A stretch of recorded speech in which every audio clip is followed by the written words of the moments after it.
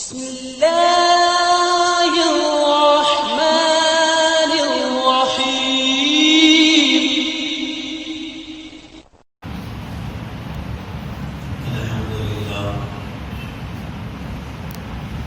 الحمد لله نحمده ونستعينه ونستغفره ونؤمن به ونتوكل عليه ونعوذ بالله من شرور أنفسنا ومن سيئات أعمالنا من يهده الله فلا مضل له ومن يضلل فلا هادي له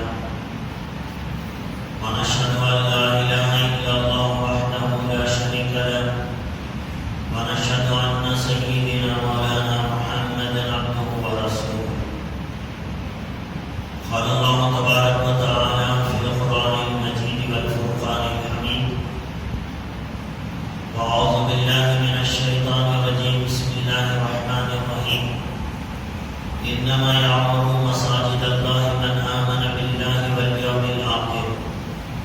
صدق الله العلي العظيم.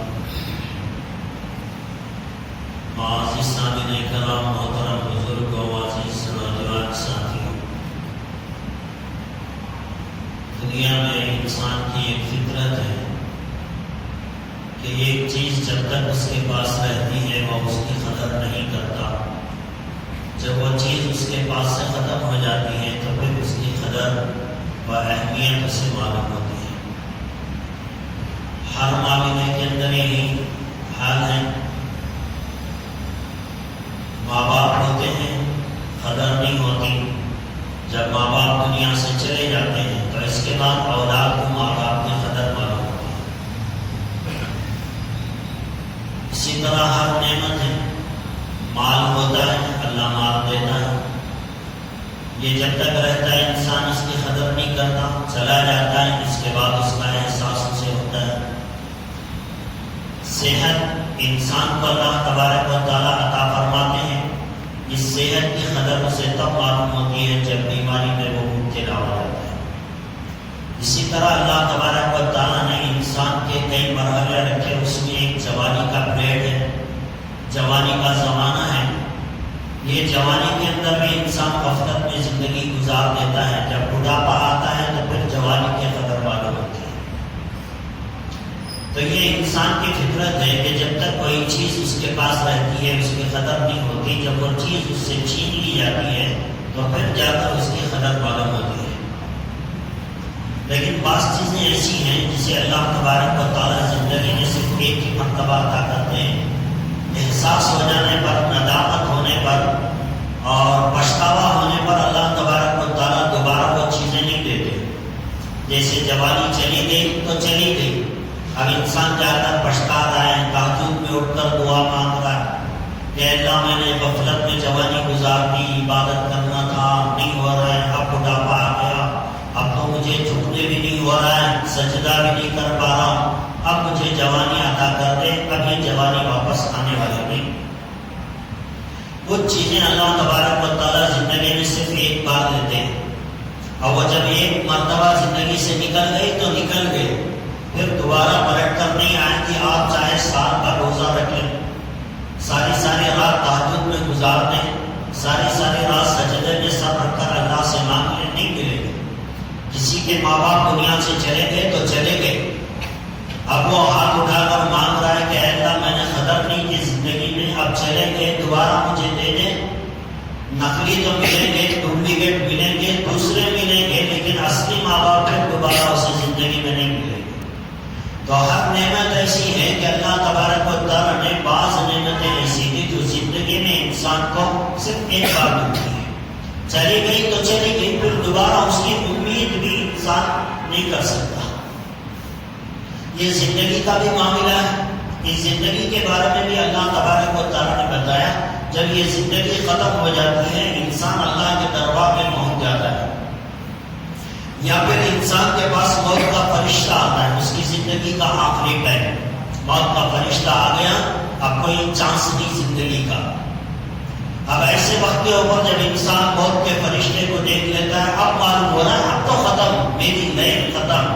تو پھر انسان اللہ سے دعا کرتا ہے کہ اللہ مجھے ایک بار اور موقع دے دے، زندگی دے دے، میں اب تیری عبادت کر لوں گا، لیکن موت کے فرشتے کو دیکھ لینے کے بعد اللہ دوبارہ زندگی نہیں دیتے۔ ایک انسان مر کر آخرت میں پہنچ گیا، اللہ نے قرآن کریم میں بھی اس کا تذکرہ کیا کہ جب آخرت میں اللہ تبارک و تعالیٰ بندے کو خبروں سے دوبارہ زندہ کھڑا کریں گے تو بندے اللہ سے درخواست کریں گے، جو لوگ جہنم میں جانے والے ہیں ایسے لوگ اللہ سے درخواست کریں گے کہ اے باری، اے پروردگار، ہمیں دوبارہ دنیا میں بھیج دے، ہم نے غفلت میں زندگی گزار دی، تجھے پہچانا نہیں، اب پہچان ہو گئی، تجھے دیکھ لیا، جنت بھی دیکھ لی، جہنم بھی دیکھ لیا، پلسرات بھی دیکھ لیا، سب آنکھوں کے سامنے، اب دوبارہ مجھے زندگی دے دے، میں کبھی تیری نافرمانی نہیں کروں گا۔ لیکن اللہ تبارک و تعالیٰ ایک بار زندگی ختم کرنے کے بعد دوبارہ زندگی نہیں دیتے۔ لیکن بعض چیزیں انسان جب چھینتے ہیں اللہ تبارک و تعالیٰ، جب وہ انسان تڑپتا ہے تو بعض نعمتیں ایسی ہیں جسے اللہ تبارک و تعالیٰ پھر دے دیتے ہیں۔ ارے بھائی، ایک موقع اور تجھے دیا جا رہا ہے، ایک چانس اور تجھے دی جا رہی ہے، اب ذرا اس کا اہتمام کر لینا، قدر کر لینا، اس کا صحیح استعمال کر کے دیکھ لینا۔ بیمار پڑ گیا، آدمی پچھتایا، رویا، گڑ گڑایا، چلو اللہ نے بیماری ختم کر دی، صحت دے دی، ایک اور موقع ملا، ایک اور چانس اللہ تبارک و تعالیٰ نے اسے دیا، اور اللہ اسے پرکھنا چاہتے ہیں کہ اب دیکھیں تو کیا کرے گا۔ تو بعض نعمتیں، مالداری تھی، قدر نہیں کی، مال چلا گیا، اور اس کے بعد غریبی آ گئی، پھر اللہ نے سے دعائیں کی، اللہ نے پھر راحت کھا کے پھر دوبارہ مال دے دیا۔ جب مال چلا گیا کہتا تھا میں تیرے راستے میں خوب خرچ کروں گا، مدارس کو دوں گا، مساجد کو دوں گا، غریبوں کو کھلاؤں گا، یہ کروں گا، وہ کروں گا، اب اگر مال ملے گا تو میں غفلت نہیں کروں گا۔ انسان کہے گا، کبھی کبھی اللہ تبارک و تعالیٰ دوبارہ مالدار بنا دیتے ہیں۔ تو بعض نعمتیں ایسی جسے انسان سے اللہ چھینتے ہیں سبق دینے کے لیے، اسے درست کرنے کے لیے، اسے آزمانے کے لیے، اس کا دماغ ٹھکانے پہ لانے کے لیے اللہ تبارک و تعالیٰ عارضی طور پر اس کی اس نعمت کو چھینتے ہیں، پھر دوبارہ اس کے مانگنے پر اللہ تبارک و تعالیٰ وہ نعمت عطا کرتے ہیں۔ فرض کیجئے ہمارے سے اللہ نے کوئی ایک نعمت چھینی اور ہم نے اللہ سے توبہ کی، استغفار کی، معافی کی، پھر اللہ نے وہ نعمت ہم لوگوں کو عطا فرما دی، تو اب ہمارا حق کیا بنتا ہے، ہمارا فریضہ کیا بنتا ہے؟ ایک سمجھدار انسان یہی کہے گا کہ بھی پہلے جو غفلت ہوتی تھی اب وہ غفلت نہیں ہونی چاہیے۔ تو دوستو، ایک نعمت اللہ تبارک و تعالیٰ نے ہمارے سے چھینی، وہ کیا ہے؟ مسجدوں میں آ کر اللہ کی عبادت کرنے کا موقع اللہ تبارک و تعالیٰ نے بچپن سے لے کر آج تک ہمیں دیا تھا، ایک نعمت تھی، لیکن ہمیں اس کی قدر معلوم نہیں تھی، مسجد کا احترام ہمیں معلوم نہیں تھا، مسجد کی قدر و قیمت ہم جانتے نہیں تھے، لیکن اللہ تبارک و تعالیٰ نے اس بات کو سمجھانے کے لیے کہ میرا گھر کا مقام کیا ہے، میرے گھر کی اہمیت کیا ہے، میرے گھر کا مرتبہ کیا ہے، میرے گھر کی شان و شوکت کیا ہے، میرا گھر یعنی مسجد وہ کہتے کسے ہیں، میری نظر میں اس کا کیا مقام ہے، یہ بات لوگوں نے بھلا دیا تھا۔ اللہ تبارک و تعالیٰ نے ساری دنیا کے مساجد میں تالا ڈال دیا، سارے کائنات، ساری دنیا کے مسلمانوں سے کہا کوئی نہیں آ سکتا میرے گھر، ساری دنیا کے مساجد پہ تالے ڈال کر اللہ نے بتایا آج تک میں نے تمہیں یہ نعمت دی، تم نے اس کی نافرمانی کی، لہذا میں نے یہ نعمت تمہارے سے چھین لی۔ کیسے وقت میں چھینی؟ جبکہ ہمارا عبادتوں کا سیزن تھا، شعبان کی عید تھی، شعبان کا مہینہ تھا، رمضان المبارک کا مہینہ تھا، مسجدیں آباد ہونے کا زمانہ تھا، قرآن کریم تراویح میں پڑھا جانے کا زمانہ تھا، لیکن عین عبادتوں کے موقع پر جبکہ ایسا موسم جس کے اندر سال بھر نماز نہیں پڑھنے والا بھی مسجد میں آ کر رمضان میں نماز پڑھ لیتا ہے، ایسے مومنٹ پر اللہ نے مسجدوں کو تالے ڈال دیے۔ کوئی کام دنیا میں اللہ کی مرضی کے بغیر نہیں ہوتا۔ آپ یہ نہ سمجھیں کہ یہ لاک ڈاؤن حکومت کی طرف سے کیا جا رہا ہے، یہ مسجدیں حکومت کی طرف سے بند کی جا رہی ہیں، نہیں، یہ آپ کا غلط خیال ہے۔ دنیا کا کوئی بھی کام چھوٹے سے چھوٹا ایک پتا درخت سے گرنا چاہے وہ اللہ کی مرضی کے بغیر نہیں گرے گا. ایک کنکر اپنی جگہ سے ہل کر دوسری جگہ جائے وہ اللہ کی مرضی کے بغیر نہیں جائے گا. ساری دنیا کے مساجد پہ تالا ڈال دینا یہ حکومتوں کی طرف سے نہیں ہوا، آپ غلط فہمی میں ہیں. یہ جو فیصلے ہیں یہ اوپر سے فیصلے کیے اللہ نے.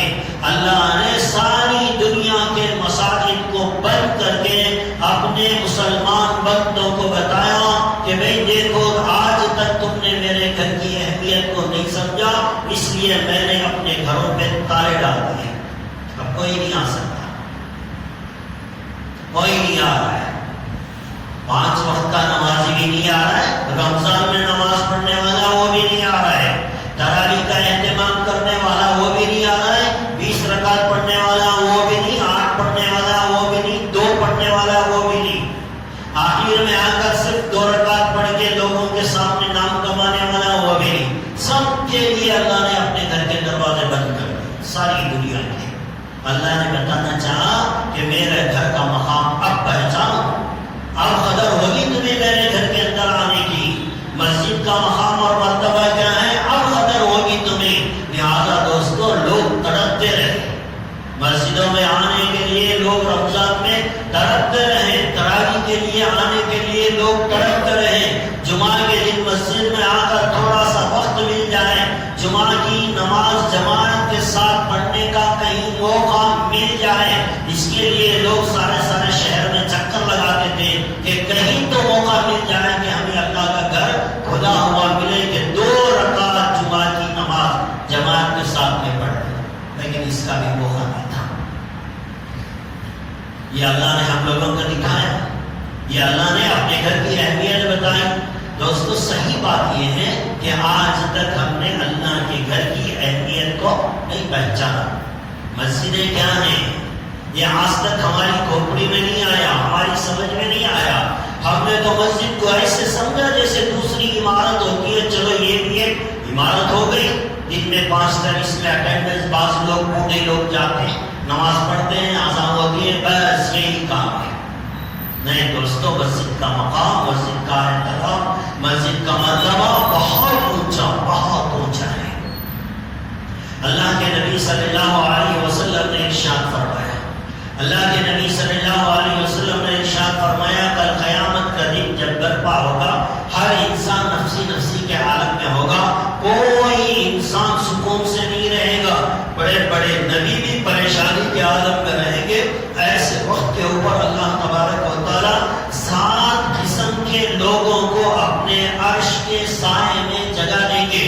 اس سائے کے علاوہ میدان قیامت میں کوئی سایہ نہیں ہوگا، کہیں جگہ نہیں ملے گی آپ کو کھڑے ہونے کی، کوئی آسرا نہیں ملے گا، کوئی شجا نہیں ملے گا، کوئی درخت نہیں ملے گا کہ ہم سورج کی گرمی سے بچ جائیں، تھوڑا آسرا لے لیں، کسی بلڈنگ کے کنارے کھڑے ہو جائیں.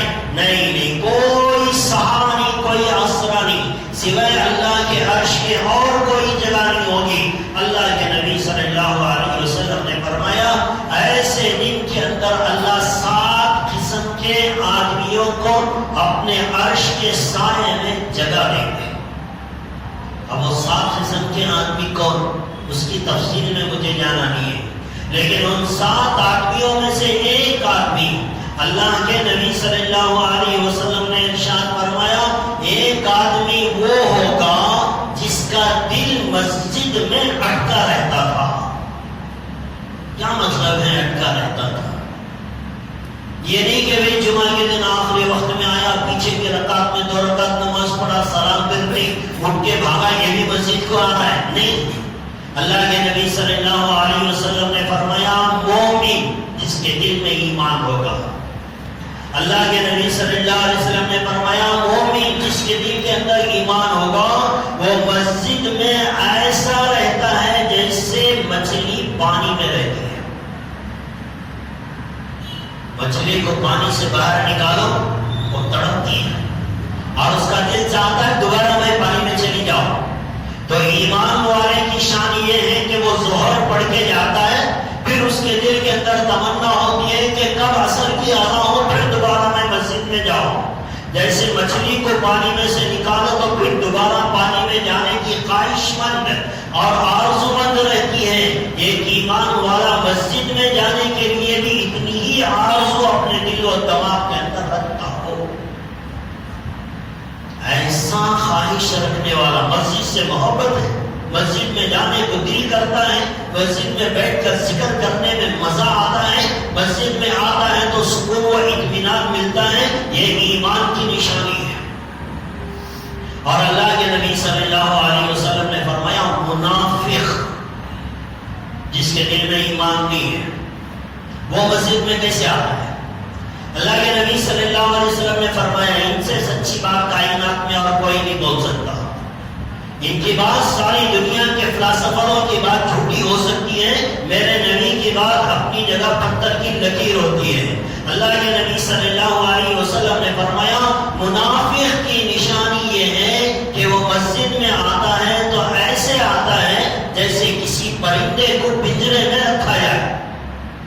مثال دے کر نبی نے بتایا پرندہ پنجرے میں کیسے رہتا ہے، اس کی خواہش ہوتی ہے کہ وہ کب کھلے کب بھاگو باہر، کب دروازہ کھولے کب اڑ کے باہر نکلوں۔ یہ حالت اگر کسی کی ہے تو وہ منافق کی نشانی ہے، اس کا دل مسجد میں نہیں لگتا، وہ سب سے آخر میں آتا ہے، سب سے پہلے بھاگ جاتا ہے، جیسے کسی پرندے کو پنجرے میں رکھا جائے، اسے تھوڑا موقع ملا وہ اڑ گیا، یہ منافق کی نشانی ہے۔ تو اللہ کے نبی صلی اللہ علیہ وسلم نے فرمایا ایسی محبت رکھنا جیسے مچھلی پانی سے محبت کرتی ہے، ایمان والا اگر اللہ کے گھر سے محبت رکھتا ہے اور اس کا دل یہاں اٹکا رہتا ہے، اللہ تبارک و تعالیٰ کا قیامت کے دن اسے اپنے عرش کے نیچے جگہ عطا کرتا ہے۔ اس دن اس جگہ کے علاوہ کوئی جگہ نہیں ملے گی، یہ مسجد میں رہنے والے کا مقام ہے۔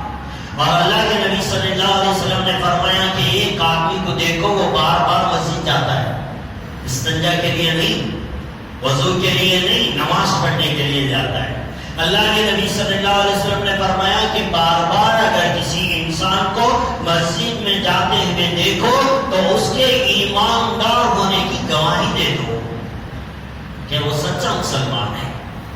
جو آدمی مسجد سے جڑا رہتا ہے اس کی علامت ہے ایماندار ہونے کی اور اس کے سچے مسلمان ہونے کی، یہ علامت اللہ کے نبی صلی اللہ علیہ وسلم نے بتائی۔ تو ہمارا دل، ہمارا آنا جانا مسجد سے لگا رہے گا، جتنی الفت جتنا لگاؤ ہمیں اللہ کے گھر سے ہوگا، اللہ تبارک و تعالیٰ کی نگاہ میں ہم اتنا زیادہ پسندیدہ بندے اور ایمان والے سمجھے جائیں گے۔ اور وہ لوگ ذرا اچھی طرح ذہن میں بٹھا لیں جو نماز میں آخری وقت میں آتے ہیں، بعض لوگوں کو جمعہ میں بھی عادت ہے اور دوسری نمازوں میں بھی عادت ہے۔ اللہ نے اتنی بڑی سزا دی ہمیں، رمضان میں مسجدیں بند کر دی، ہمیں ہوش کے ناخن لینا چاہیے تھا، جب دوبارہ مسجدیں کھلی مسجدیں آباد ہونی چاہیے تھی، لیکن وہی رفتار بیٹھ کی جو پہلے تھی سو اب بھی ہے، کوئی تبدیلی ہمارے اندر نہیں آئی۔ اللہ نے نعمت چھینی پھر دوبارہ دی تاکہ میرے گھر کا احترام کر سکو، اسے آباد کر سکو، نہیں، آج بھی وہی منافقوں کی طرح آخری وقت میں آتے ہیں، جب امام صاحب سلام پھر رہے ہوتے ہاتھ باندھ کے کھڑا، جلدی جلدی نماز ختم کی، مسجد سے باہر نکل گئے۔ دوستوں ڈرنے کی بات ہے، ہمارے نبی نے اس عادت کو منافق کی نشانی بتایا ہے۔ اور آپ کو معلوم ہے منافق کہاں رہتا ہے؟ جہنم میں۔ کافروں کا جو عذاب ہے اس سے بھی نیچا درجہ منافقوں کا ہے، وہاں اللہ رکھیں گے۔ تو اللہ ہم سب کی حفاظت فرمائے۔ ہمیں چاہیے کہ ہم مسجدوں کا احترام کریں، مسجدوں سے اپنے دل کو لگائیں، مسجدوں میں آنا جانا زیادہ ہو، مسجدوں سے لگاؤ زیادہ ہو۔ اللہ کے نبی صلی اللہ علیہ وسلم نے اتنے فضائل بیان فرمائے، مسجد کے اتنے فضائل بیان فرمائے، آپ اندازہ کریں۔ اللہ کے نبی صلی اللہ علیہ وسلم نے ایک مرتبہ اپنے صحابہ سے فرمایا، میں مسجد کی احترام اور اس کی عظمت کی بات کر رہا ہوں آپ کے سامنے۔ اللہ کے نبی صلی اللہ علیہ وسلم نے اپنے صحابہ سے فرمایا، میرے صحابہ میرا دل چاہتا ہے، نبی کی خواہش کیا ہے؟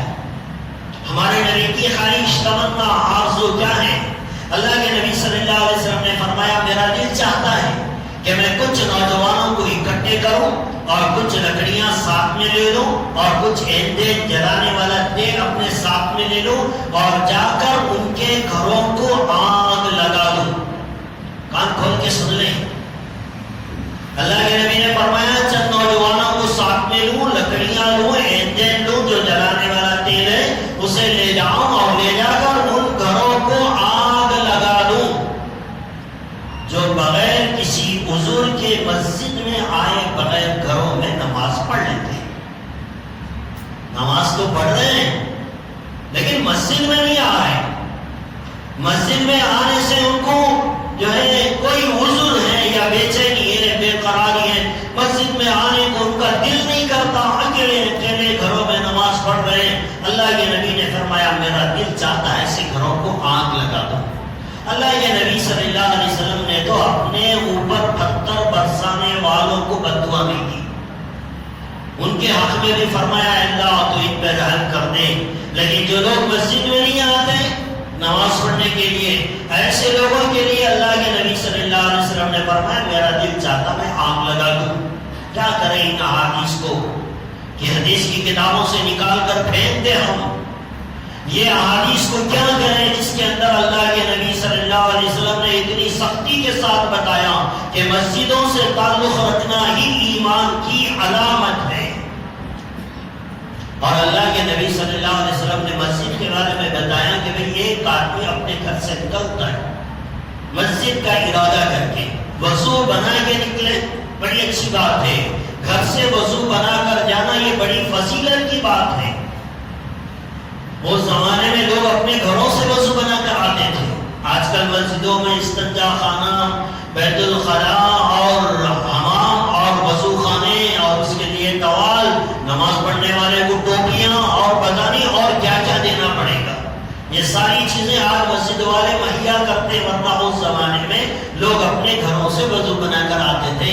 اللہ کے نبی صلی اللہ علیہ وسلم نے فرمایا کہ ایک آدمی وضو بنا کر اپنے گھر سے نکلتا ہے, جتنے قدم اس کے اٹھتے ہیں اور زمین پر رکھتا ہے اللہ تبارک و تعالیٰ ایک ایک قدم پر 10 گنا اس کے معاف فرماتے ہیں.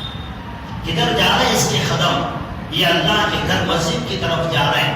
تو مسجد کا مقام اللہ کے یہاں اتنا زیادہ ہے کہ اس کی طرف اٹھنے والے ایک قدم پر اللہ 10 گنا اس کے معاف فرماتے ہیں. 10 نیکیاں اس کے نام اعمال میں لکھتے ہیں, 10 درجے بلند کرتے ہیں. بلکہ اللہ کے نبی صلی اللہ علیہ وسلم نے ایک حدیث میں تو یہاں تک ارشاد فرمایا باوضو اپنے گھر سے مسجد کی طرف جانے والے انسان کو اللہ تبارک و تعالی حج اور عمرے کا ثواب دیتے ہیں. مسجد بند ہوئی تب بھی ہمیں کوئی فرق نہیں پڑا, پھر دوبارہ ری اوپن ہوئی تب بھی ہمارے ذہنوں میں کوئی فرق نہیں پڑا.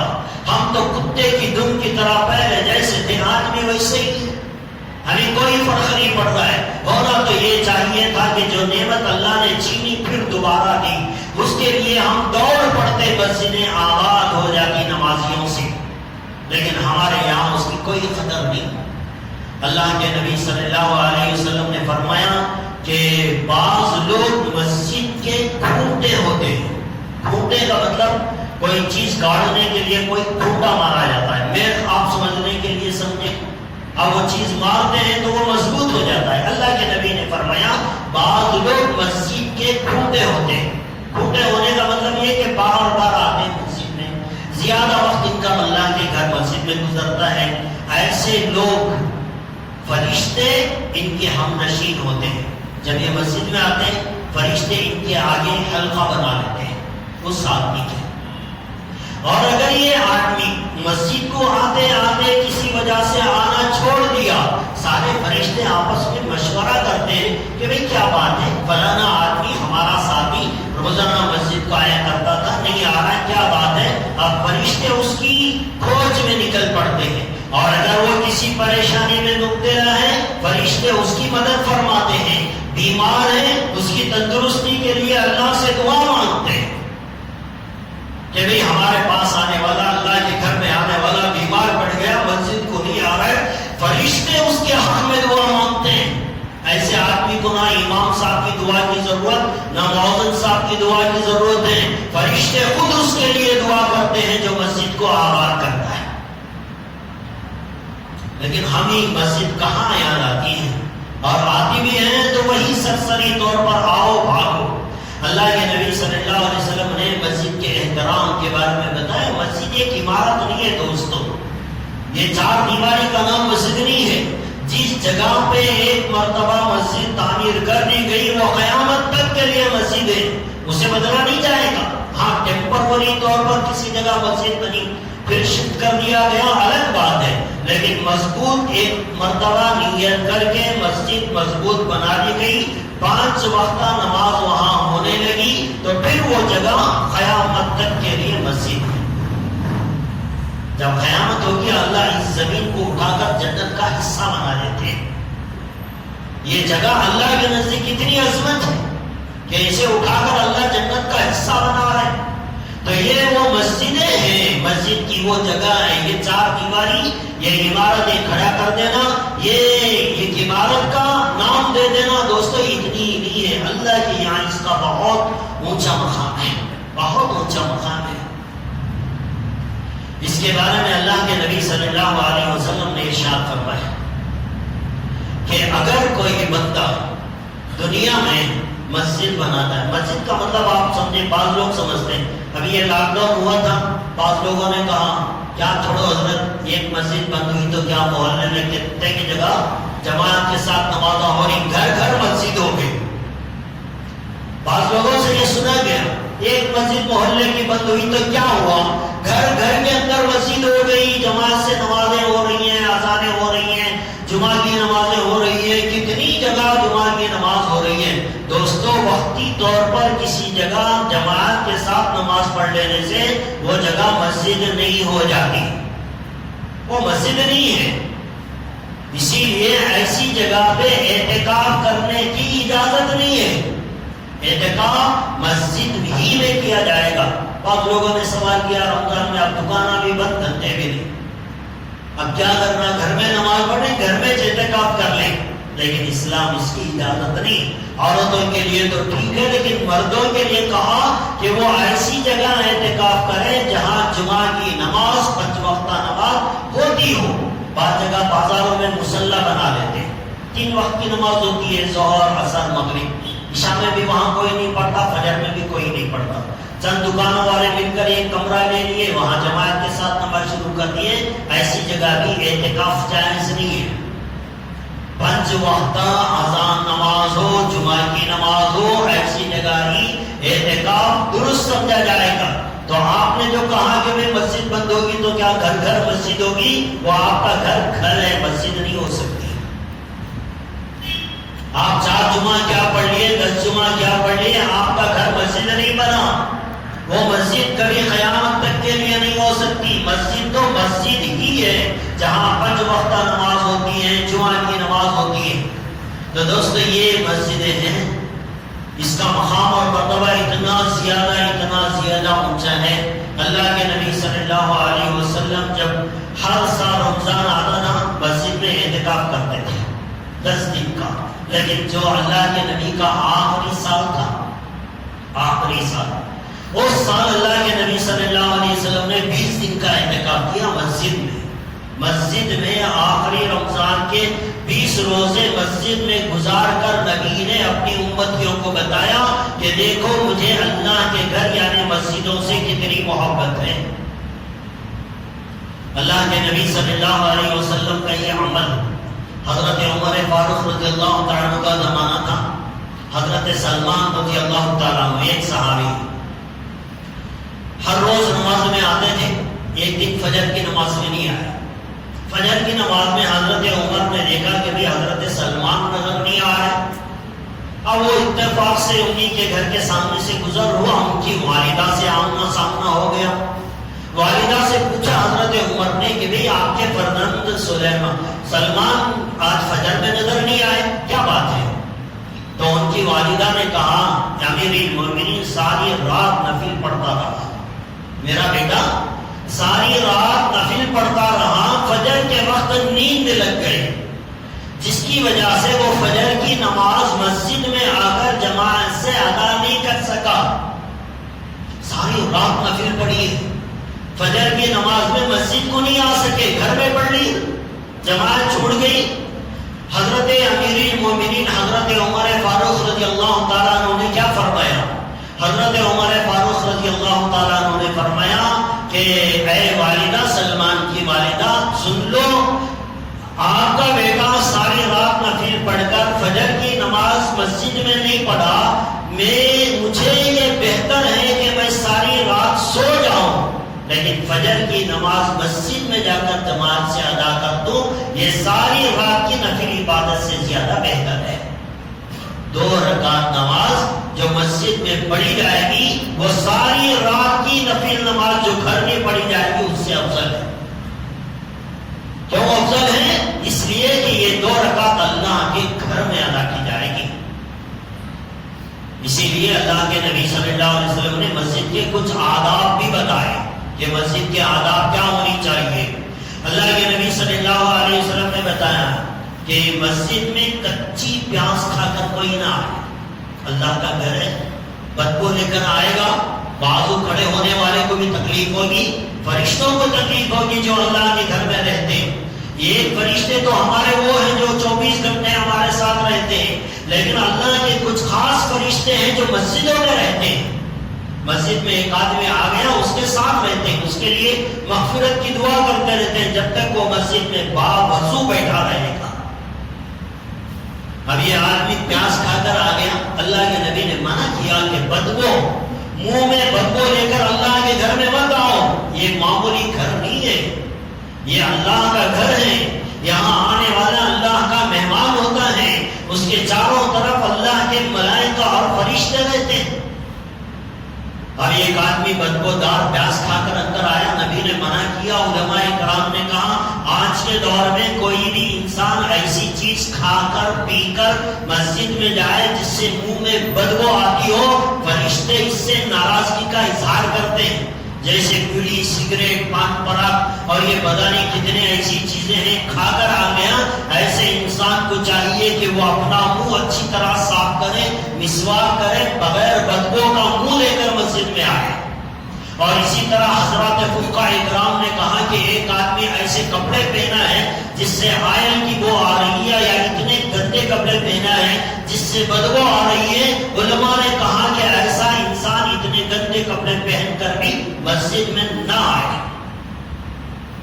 ایک آدمی میکینک ہے، آئن کا کام کرتا ہے، ڈیزل میکینک ہے. اب وہ کام کرتے کرتے مسجد کو آ جائے، بازو کھڑے ہونے والے کو تکلیف ہوتی ہے، کپڑے سے آئن کی بو آ رہی ہے. علماء نے کہا کہ یا تو کپڑے بدل کر مسجد میں آؤ، اور اگر تمہارے پاس کپڑے بدلنے کی سہولت نہیں ہے تو مسجد میں آنے کی ضرورت نہیں، تم اپنے گھر میں نماز پڑھو. اس لیے کہ یہ گھر عظمت والا گھر ہے، اس کا مقام اللہ کے یہاں بہت اونچا ہے. اسی لیے اللہ تبارک و تعالیٰ نے قرآن کریم کے اندر ارشاد فرمایا انما یعمر مساجد اللہ من آمن باللہ والیوم الآخر. جو آدمی اللہ کے گھر کو تعمیر کرتا ہے، جس گھر کا اتنا عظمت اللہ بیان کرے، جس گھر کی تعریف اللہ کے نبی صلی اللہ علیہ وسلم اتنی زیادہ کرے، اس گھر کو اگر کوئی تعمیر بھی کرے، قرآن کریم میں اللہ تبارک و تعالیٰ فرماتے ہیں انما یعمر مساجد اللہ من آمن باللہ والیوم الآخر. جو آدمی دنیا میں اللہ کا گھر تعمیر کرتا ہے، اللہ اس کے ایماندار ہونے کی گواہی دے رہے ہیں. اللہ کہہ رہے ہیں کہ یہ وہ بندہ ہے جو مجھ پر ایمان لاتا ہے اور آخرت پر ایمان لاتا ہے. اللہ اس کے ایماندار ہونے کی گواہی دے رہے ہیں. اب آپ کہیں گے کہ بھئی ہر آدمی مسجد کہاں تعمیر کرے گا؟ زمین کی خریداری کے لیے لاکھوں روپے چاہیے، پھر اس کی تعمیر کے لیے لاکھوں روپے چاہیے. ہم میں سے ہر آدمی کہاں مسجد تعمیر کر سکتا ہے؟ لیکن اللہ کے نبی صلی اللہ علیہ وسلم کے ارشاد کا مطلب، یا اللہ تبارک و تعالیٰ کے ارشاد کا مطلب، اللہ کے نبی نے کیا فرمایا؟ اللہ کے نبی نے فرمایا جو دنیا میں اللہ کا گھر بنائے گا، اللہ جنت میں اس کے لیے بہترین محل تعمیر کریں گے. جو دنیا میں اللہ کا گھر مسجد تعمیر کرے گا، قیامت کے دن اللہ تبارک و تعالیٰ اس کے لیے جنت میں خوشنما محل تعمیر کریں گے. اب آپ کہیں گے کہ بھی کس کے پاس اتنی طاقت ہے کہ ہر کوئی مسجد تعمیر کر سکے؟ اللہ کے نبی صلی اللہ علیہ وسلم کی ایک حدیث سے اس کا سبق ملتا ہے. اللہ کے نبی صلی اللہ علیہ وسلم نے ایک مرتبہ صحابہ کرام سے رمضان کی فضیلت بیان کرتے ہوئے یہ ارشاد فرمایا، اے میرے صحابہ، جو بھی آدمی کسی مسلمان روزے دار کا روزہ اختیار کرائے گا اسے پورا روزے کا ثواب دیا جائے گا۔ صحابہ نے عرض کیا، اے اللہ کے نبی، ہم میں سے کون اتنی طاقت رکھتا ہے؟ غریبی کا زمانہ تھا، خود کا پیٹ پالنا بھی، بچوں کا پیٹ پالنا مشکل تھا، ایسے زمانے میں کون کسی روزے دار کا روزہ اختیار کرائے؟ صحابہ نے پوچھا، اللہ کے نبی، اتنی طاقت تو ہم میں سے ہر کوئی نہیں رکھتا کہ کسی روزے دار کا روزہ اختیار کروائے۔ تو اللہ کے نبی صلی اللہ علیہ وسلم نے فرمایا، یہ ثواب پیٹ بھر کر کھلانے پر موقوف نہیں ہے، یہ ثواب پیٹ بھر کر کھلانے پر موقوف نہیں ہے۔ آپ اسے یا تو ایک گلاس لسی دے دو یا ایک کھجور دے دو۔ آخر میں نبی نے فرمایا، اگر کسی روزے دار کو ایک گلاس پانی پلا دو گے، اللہ تبارک و تعالیٰ تمہیں ایک روزے کا اجر و ثواب دے دیں گے۔ ایک گلاس پانی، جس کی کوئی ویلیو نہیں ہے، جس کی کوئی ویلیو نہیں ہے، آپ کسی روزے دار کو ایک گلاس پانی پلائیں، اللہ کے نبی فرما رہے ہیں کہ پورے روزہ رکھنے کا ثواب اللہ تبارک و تعالیٰ اسے دیں گے۔ تو بالکل اسی طرح اللہ کے نبی نے فرمایا، جو دنیا میں اللہ کا گھر بنائے گا، آخرت میں جنت میں اللہ اس کے لیے محل بنائیں گے۔ یہ پوری مسجد تعمیر کرنے پر موقوف نہیں ہے، پوری مسجد تعمیر کرنے پر موقوف نہیں ہے۔ آپ اس مسجد کی تعمیر میں آپ کا تھوڑا سا بھی حصہ لگ گیا، آپ نے ایک پتھر کے پیسے دے دیے، ایک لیٹ کی قیمت آپ نے دے دی، ایک موٹا سیمنٹ آپ کے پیسوں کا اس کے اندر لگ گیا، یا کوئی بھی ایک چیز مسجد کے اللہ کے گھر کے اندر آم کی قیمتی اور حلال کمائی کا پیسہ اگر لگ گیا، تو آپ کی ایک چھوٹی سی رقم پر بھی اللہ کل قیامت کے دن آپ کو جنت کے اندر ایک خوشنما محل عطا کریں گے۔ یہ اللہ کے گھر کی تعمیر کے بدولت اللہ تبارک و تعالیٰ آخرت میں یہ فیصلہ فرمائیں گے۔ تو دوستو، یہ اللہ کے گھر کی اگر عظمت بیان کریں، ایک جمعہ کافی نہیں ہوتا، ایک جمعہ کافی نہیں ہوتا، اتنی عظمت ہے۔ یہ ایک الگ ہی ڈھنگ کا گھر ہے۔ حضرت عبداللہ ابن مسعود رضی اللہ تعالیٰ عنہ تھے، اللہ کے نبی کے زمانے کے بعد ایک صاحبہ ہے، اور اگر انہوں نے کہا کہ بھئی مسجد میں مجھے اعلان کرانا ہے، آج کی طرح مائک نہیں تھا، کوئی چیز اعلان کرانے کے لیے مائک نہیں تھا، نماز میں لوگ آ جاتے، نماز کے بعد کوئی آدمی کھڑا ہو کر کسی چیز کا اعلان کرنا ہوتا تو کرتا۔ ایک صاحب آئے اور آ کر انہوں نے مسجد میں کہا کہ بھئی میرا ایک اعلان کرانا ہے مسجد میں۔ کہا کیا کرانا ہے؟ میری ایک چیز گم ہو گئی ہے، میری ایک چیز گم ہو گئی ہے، میں اسے مسجد میں اعلان کرانا چاہتا ہوں، اگر کسی صاحب کو ملی ہو بازار میں، راستوں میں، تو مجھے وہ لوٹا دے۔ یہ اعلان کرانے کے لیے ایک صاحب مسجد میں آئے۔ حضرت عبداللہ ابن مسعود رضی اللہ تعالیٰ عنہ نے ان سے کہا کہ مسجد اللہ کا گھر ہے، یہ مسجد اللہ کی عبادت کے لیے بنائی گئی ہے، یہاں تم لوگوں کی گمشدہ چیزوں کا اعلان کرنا جائز نہیں ہے۔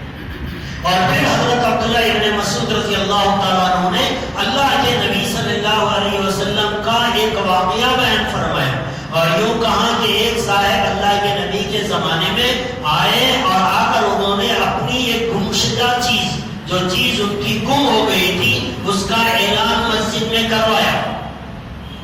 تو اللہ کے نبی صلی اللہ علیہ وسلم ناراض ہو گئے، اور ناراض ہو کر اللہ کے نبی صلی اللہ علیہ وسلم نے کہا کہ خدا کرے جو چیز اس کی گم ہوئی ہے دوبارہ اسے نہ ملے، دوبارہ اسے نہ ملے۔ یہ ملنے کے لیے اعلان کرا رہا ہے، اور اللہ کے نبی کیا کر رہے ہیں؟ اللہ کرے کہ یہ چیز اسے نہ ملے۔ کیوں کہہ رہے ہیں؟ اس لیے کہ اس نے اللہ کے گھر کو اپنے ذاتی مفاد کے لیے استعمال کیا، اپنی ضرورت کے لیے استعمال کیا، اپنی دنیاوی حاجت کے لیے استعمال کیا۔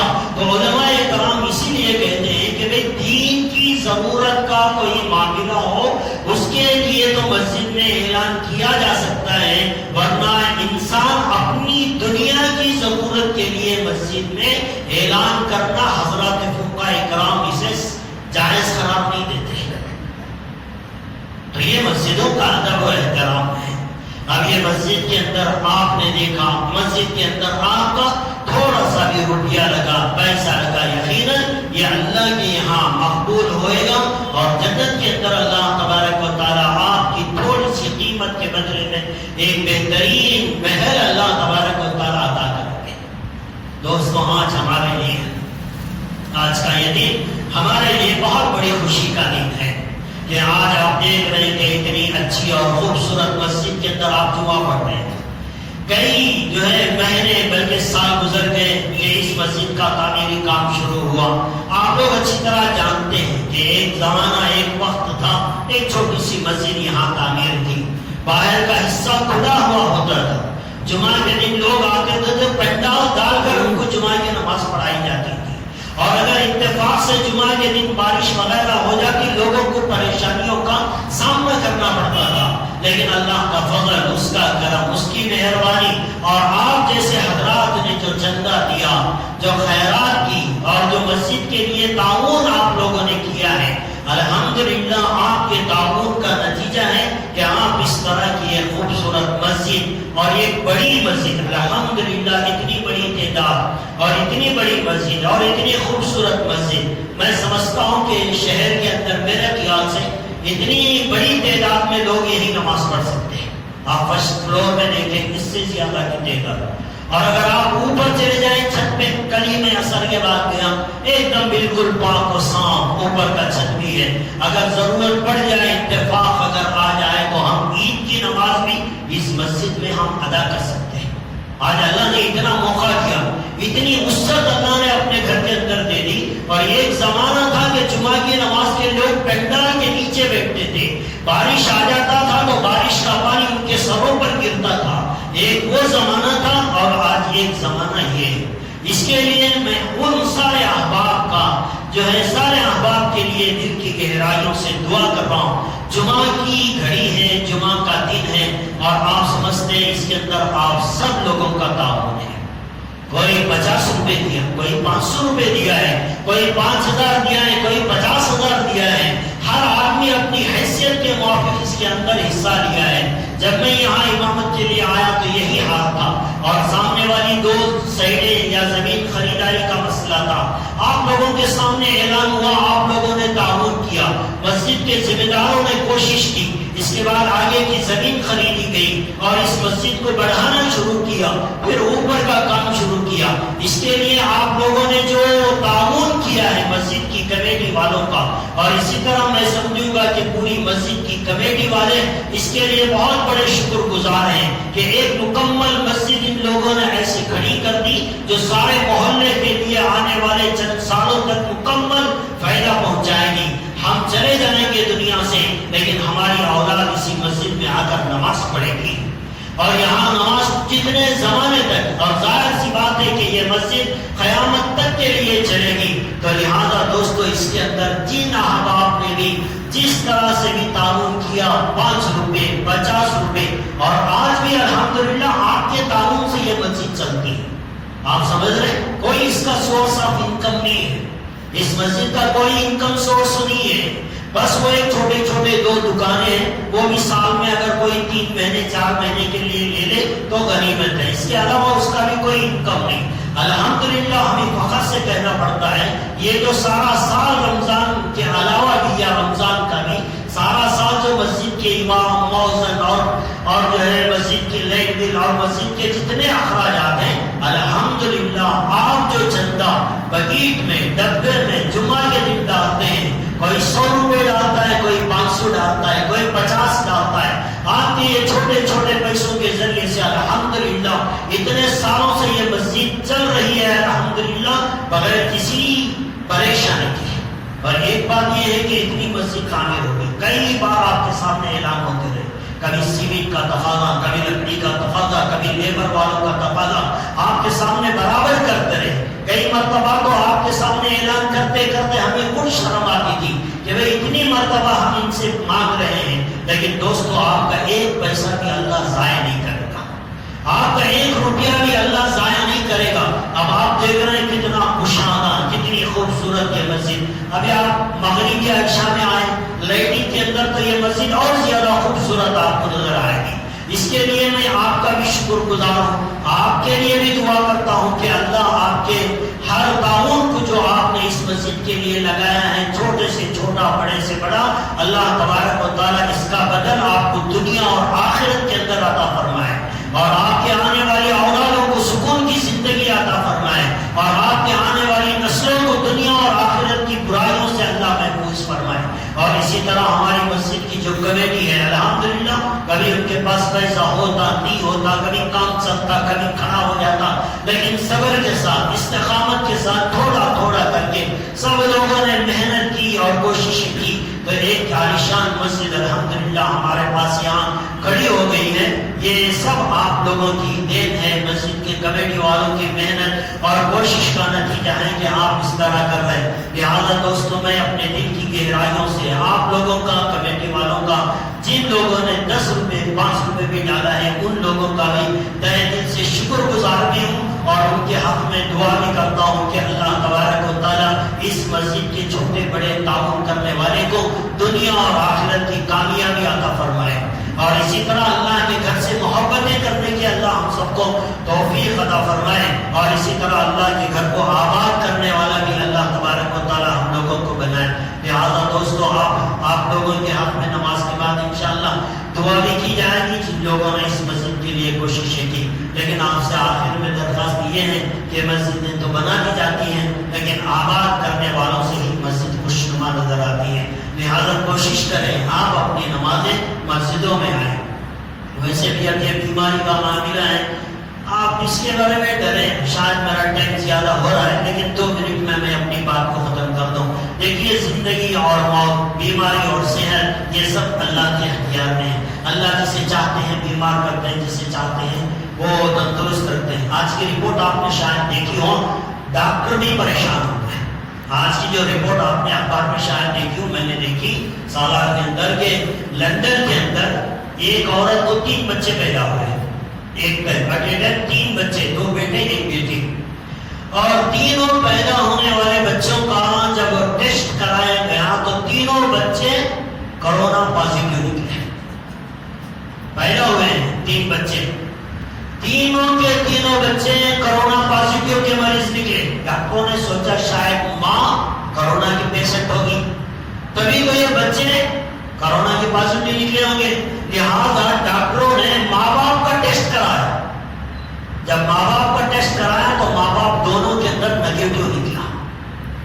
ماں باپ کو نہیں ہے کورونا، پیدا ہونے والے بچے کورونا کے ساتھ دنیا میں آ رہے۔ اب کیا کہیں گے؟ شاید آنے والا بچہ ماسک ڈال کر آنا چاہیے تھا، یا پھر ماں کے پیٹ میں سوشل ڈسٹینس انہوں نے نہیں کی تھی، شاید اس وجہ سے ان کو کورونا پازیٹیو نکل گئے۔ کیا کہیں گے؟ ہم تو کہیں کہ خدا جسے چاہتا ہے بیمار کرتا ہے، چاہے وہ ماں کے پیٹ میں رہے، اور خدا چاہے تو اسے تندرست رکھتا ہے، چاہے وہ مسجد میں رہے، چاہے وہ بازار میں رہے۔ یہ تو اللہ کی مرضی ہے، یہ کورونا کوئی بیماری نہیں، یہ تو اللہ کا عذاب ہے۔ اللہ جسے چاہتے ہیں اسے متاثر کرتے ہیں۔ لہٰذا دوستو، مسجدوں میں آئیں، عبادت کریں، لیکن جو احتیاط کرنی ہے وہ آپ احتیاط کریں۔ گھروں سے وضو بنا کر آئیں، پیشاب آنا وہاں اپنی ضرورت کو پوری کریں، ماسک لگانا ہے ٹھیک ہے، ماسک لگا کر آئیں، اور جو احتیاط کرنا ہے، چھوٹے بچوں کو مسجد نہ لائیں۔ یہ ڈاکٹر اور حکومت کی طرف سے جو گائیڈ لائنس جاری کی ہیں آپ اس پہ عمل کریں، لیکن مسجدوں کو ویران نہ کریں۔ اور جو شدید بیمار ہیں، جن کو بخار ہے، کھانسی ہے، سردی ہے، ایسے بیمار احباب بیمار رہنے تک وہ گھروں میں نماز پڑھ لیں، باقی کے لوگ مسجدوں میں آ کر نماز پڑھیں۔ لہٰذا دوستو، یہ آج کل چنتامنی میں بھی کیسز زیادہ ہو گئے، 14-15 ہو گئے، تو اس وجہ سے ہماری مسجد کے اندر بھی بہت تقاضا کیا جا رہا تھا کہ بھائی کچھ سوشل ڈسٹینس کیا جائے۔ اب نماز کے لیے تو جمعہ کے لیے مشکل بات ہے، 5 منٹ 6 منٹ کے اندر جمعہ کی نماز ہو جاتی ہے۔ نماز کے بعد آپ نماز میں تو آپ اکٹھے کھڑے ہو کر نماز پڑھ لیں، اس کے بعد سنتوں کے لیے آپ الگ الگ جگہ پہ کھڑ کے نماز پڑھ لیں، اور پھر عصر کی نماز سے بھی ذرا سب میں ذرا تھوڑا تھوڑا گیپ دے کر جو ہے نماز پڑھ لیں، تاکہ پڑھنے والے کو تسلی ہو، ورنہ یہ کھڑے ہونے سے اس سے کوئی فرق پڑنے والا نہیں ہے۔ بازار میں آپ جا کر دیکھیں، کل ہوٹل میں گیا تھا میں، وہاں دیکھا کہ بھائی 1-2 آدمی کے بیٹھنے کی جگہ پہ 3 آدمی بیٹھ کے کھا رہے ہیں۔ وہاں کوئی کسی بیچاری ایسے لگ رہا ہے کہ سارا کرونا وہ مسجد ہی سے آ رہا ہے، سارا کرونا وہ مسجد ہی سے آئے گا، ایسا دکھائی دے رہا ہے۔ اس لیے جتنے کنڈیشن ہیں وہ سب مسجد پہ لاگو ہو رہے ہیں۔ کوئی دکان آدھے گھنٹے میں بند نہیں کرتا، اسے پورا دکان چاہیے۔ رات کے 8 بجے پولیس والے سائرن ڈالنے گئے تو بھی پھر 5 منٹ بیٹھتا ہے، لیکن مسجد میں کیا وہ جلدی ختم کر رہا ہے، جلدی یہاں جاتا سو کرونا، دکان میں نہیں آتا کرونا۔ بازار میں کوئی دکان ایسا بتاؤ جس کے اندر بھیڑ نہیں ہے، کوئی ہوٹل ایسی بتاؤ جس کے اندر بھیڑ نہیں ہے۔ ابھی 8 دن پہلے اسی شہر کے اندر ایک مسجد میں نکاح پڑھانے کے لیے میں گیا، نکاح کا وقت نکاح پڑھانے کے لیے بیٹھا، وہاں آزاد نے کہا نہیں ذرا دور دور بیٹھو، ڈسٹینس اچھی بات ہے، ڈسٹینس کر لیں، نکاح ہوگا۔ اب ہاتھ بھی مل رہی، گلے بھی مل رہی، پورے ایک کو ایک لگ رہی، کہاں گیا سوشل ڈسٹینس؟ کیا خالی نکاح پڑھانے کے واسطے سوشل ڈسٹینس ہے؟ ویسا ہمارا پورے قانون مسجد کو لاگو ہوگا۔ مسجد سے باہر 2 دن میں آئے کرو، کرونا وہاں نہیں آتا۔ بیچارہ بڑا پابند نماز کا کرونا، انہیں مسجد چھوڑ کر نہیں جاتا، اور اس کے واسطے یہاں احتیاط برتی جا رہی ہے۔ اب وہ نکاح ہوا، ولیمے کی دعوت تھی، میں نہیں گیا، شادی میں ہے۔ اب ایک کو ایک لگانے کو، گھسانے کو، چیر نہیں رہے تو بھی جگہ نہیں تو بھی گھسا کو، بیٹھ کو دعوت کھانے۔ دعوت کھانے میں کتنا ٹائم لگتا ہے؟ کھانا کھانے میں اس سے کم ٹائم نکلنے میں لگتا ہے، لیکن یہاں سوشل ڈسٹینس، دعوت گھنٹے گھنٹے چلچے، کیا بھی سوشل ڈسٹینس ہے۔ تو دوستو آج ہماری آنکھوں میں پردہ پڑا ہے، لیکن کیا کریں، مجبور ہیں ہم بھی، لوگوں کی سننا پڑتا ہے، مطلب یہ کہ بھی کرنا پڑتا ہے۔ اب ہو سکتا ہے بعض لوگ اسی کی وجہ سے نماز کو نہ آ رہے ہو، تو نمازوں کو بلانے کے لیے بھی چلو ہم اثر سے تھوڑا ایک آدمی کا گیپ دے کر نماز پڑھائیں گے، دیکھیں کتنے لوگ آتے ہیں، کتنی مسجد بن جاتی ہے، کون کون ہے جو اللہ کے گھر سے محبت کرنے والا ہے۔ لہٰذا دوستو یہ کچھ باتیں مسجد کے تعلق سے تھی۔ الحمدللہ آپ کا بڑا شکر گزار ہوں کمیٹی والوں کا کہ ان لوگوں نے اتنی ساری سہولتیں کی۔ ایک دو کام ابھی باقی ہیں، جیسے کارپیٹ وغیرہ مسجد کا بھی آنا باقی ہے، یہ 2 چیزیں باقی رہ گئی ہیں، انشاءاللہ وہ بھی اللہ کے کسی بندے کے ذریعے سے پوری ہو جائیں گی۔ اللہ اس گھر کی آباد کرنے والے، اسے تعاون کرنے والوں کو